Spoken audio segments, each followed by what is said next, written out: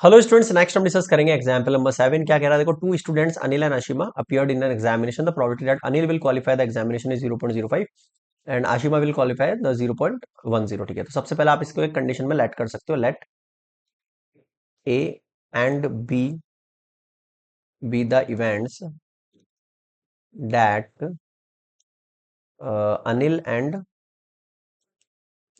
अनिल के लिए अपन ए यूज कर रहे हैं and Ashima will qualify the examination. समझ में आया कुछ? ठीक है। अब first case, probability of A कितना हो रहा है? अनिल के लिए क्वालिफाई द एग्जामिनेशन की प्रोबेबिलिटी है 0.05।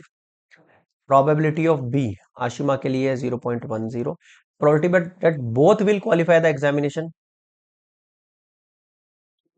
0.02। यहां तक समझ में आ गया होगा। फर्स्ट केस देखो क्या कह रहा है, both Anil and Ashima will not qualify the exam. Not वाली कंडीशन बोल रहा है आपको। ये क्या बोल रहा है? नॉट वाली। तो सबसे पहले तो यूनियन वाली कंडीशन बना लेता हूं मैं। यहाँ पर इंटरसेक्शन दे रखा है मुझे, तो पहले यूनियन फाइंड कर लेता हूँ। एक सेकंड, एक सेकंड बस।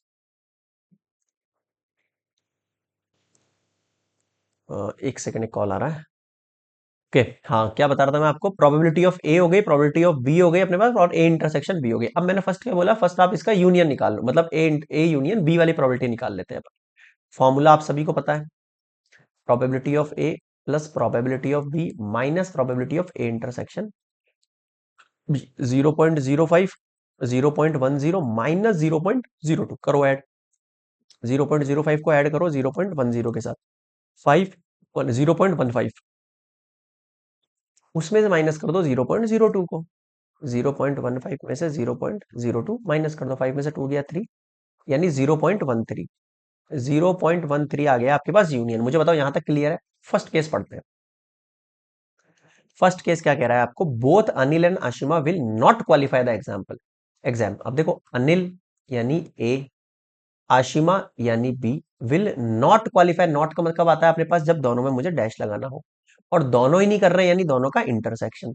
अब आपको पता है ए डैश इंटरसेक्शन बी डैश का एक फॉर्मूला होता है अपने पास। क्या फॉर्मूला बन सकता है इसका? अपन कि इसकी जगह में ए यूनियन बी का डैश भी लिख सकता हूं, और इसकी जगह में 1 - पी ए यूनियन बी भी लिख सकता हूं। और मैंने अभी अभी फाइंड किया है ए यूनियन बी की वैल्यू पीछे कितनी आई है हमारे पास? 0.13। अब बताओ 0.13 अगर मैं इसमें से सब्सट्रैक्ट करता हूँ वन में से, अगर मैं वन में से सब्सट्रैक्ट करता हूँ 0.13 को, तो वैल्यूएशन कितनी बचेगी मेरे पास? 0.87 बचा। सिंपल। क्लियर है?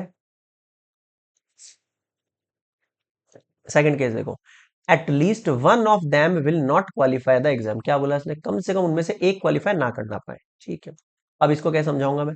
देखो, at least one of them will not, उनमें से कम एक क्वालिफाई नहीं करना चाहिए।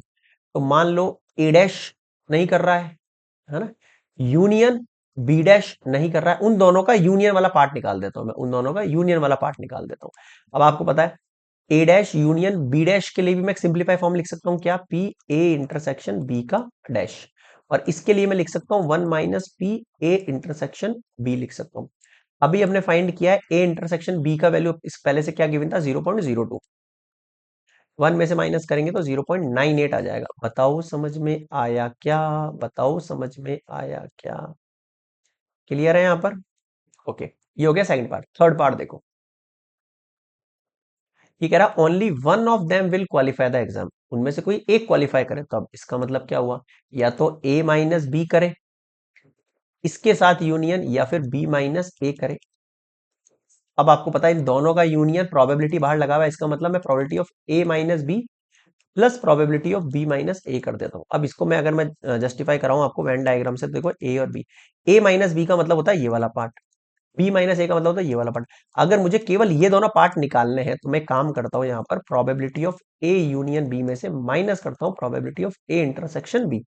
ए यूनियन बी मतलब ये पूरा, और इंटरसेक्शन मतलब ये बीच वाला पार्ट अगर माइनस हो जाए, तो मेरे पास केवल ये दोनों पार्ट बच जाएंगे, लास्ट लास्ट वाले। समझ में आ गया? अब ए यूनियन बी की वैल्यू कितनी थी हमारे पास? 0.13 माइनस ए इंटरसेक्शन बी की वैल्यू कितनी थी हमारे पास? 0.02। बस अब आप इसको लेस कर दो, 0.13, 0.02, 3 में से 2 गया 1, और ये 1, 0.11, 0.11। आया समझ में? This is complete example 7। Next मिलेंगे एग्जाम्पल नंबर 8 पर।